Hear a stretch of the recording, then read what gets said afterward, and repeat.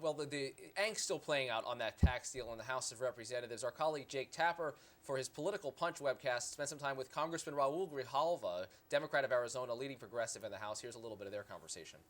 The point being, who's going to own this package? And I think this incoming majority in the House, the new Republicans that are coming into the Senate, they should own this as well.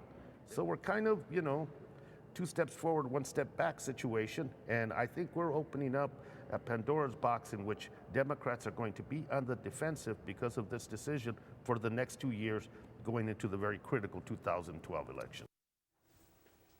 House Democrats still not on message on this particular deal. That overwhelming vote in the Senate, the senators' calculation is this is going to provide momentum that's just going to wipe out anything that remains of the opposition among Democrats in the House. That's right. And Matt Kibbe has it right, though, which is you deal with the Congress that you have in front of you. Raul Grijalva is going to have a lot more influence in the 112th Congress, but for right now, it's the Blue Dogs that are really going to cut this deal. I almost sense the Rumsfeldism coming out there. We're joined now with Reid Wilson. From the Hotline and National Journal. We appreciate you being with us. Thanks for having me. Yes, and Reid Wilson, who is really the guru of the RNC. I know that you've been following the Republican National Committee for some time now. All right, give us your thumbnail. How does this go down from here? Michael Steele got exactly what he wanted last night, which was to surprise all of us. I think that it was the clear goal there was to sort of keep everybody on their toes. Rick, you brought up the point. The guy's been AWOL for the last 6 weeks or so. He went to Italy for the investor ceremony of Cardinal. I'm blanking on his name. Like a head of state. Cardinal World, from Washington, D.C. So now that he's in the race, though, he faces a real problem. Yeah. His coalition from the 2009 contest was really a series of pragmatists on the committee, as well as the island territory votes. They have sort of an outsized influence here. Guam has the same number of votes on the RNC as Texas. The Northern Mariana Islands has the same influence as South Carolina. So this coalition that he had, though, in 2009 is starting to crumble. People have already started to make deals.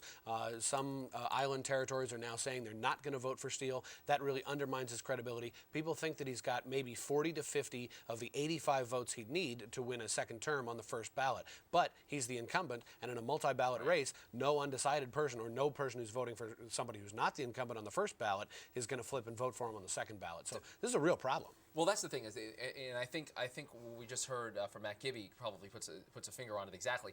If the opposition coalesces, then you've got a chance to stop Michael Steele, as a lot of Republicans want to do. If it doesn't, he may have a shot here. Well, I don't necessarily agree with that because it's a multi-ballot contest, and the people who will drop out, the opposition doesn't have to coalesce today or a week from now or a month from now. They can coalesce on election day during the election process. So that's what we saw in the 2009 contest when a series of the candidates started dropping out and Steele started collecting those votes.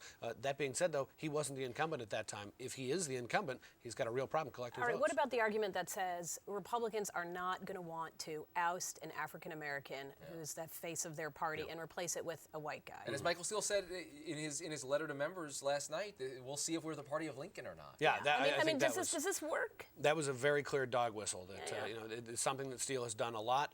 He talks about race occasionally and as a positive for him, but he always sort of underlying that conversation is the implicit or the implication, at least, that the RNC may not be as open as people want it to be. That's going to be an issue. It was an issue in 2009. Steele was elected because of race, not because of his own, but because his main rival was a member of an all-white country club. So it's going to be a factor for a lot of members. I'm not entirely certain it's going to be enough to save him, though, given the number of gaffes that we've seen over the last 2 years. Reid, back to this tax deal briefly. Mitt Romney coming out today and trying to draw this distinction from folks on Capitol Hill who have had to support this. It still looks like this has broad Republican support, but it seems like there's a calculation now going on down the road that this may prove less popular among conservatives than it is at this moment. Yeah, I think it has. And look, this is what Mitt Romney is great at, is sort of figuring out where the crowd is going and getting out in front of them.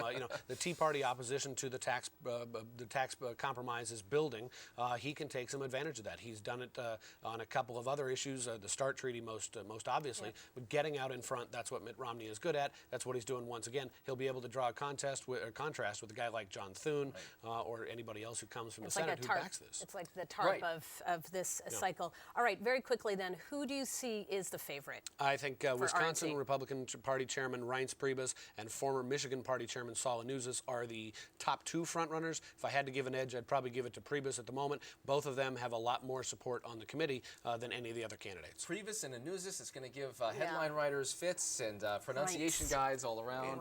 It's not as good as Steele for writing Steele headlines. is easy. Steele is an easy one. That's a very no good, question about very that. good All for right, the hotline. Reid Wilson tracking everything going on at the RNC, at the hotline, and at the National Journal. Thanks so much for being here. Really appreciate it. Thank you, Rick. All right, that does it for this edition of Top Line. We'll be back here tomorrow. If you can't get enough in the meantime, twitter.com/Rick Klein, twitter.com/Amy E. Walter. And gotta love Reince, is it I before E or E? R-E-I.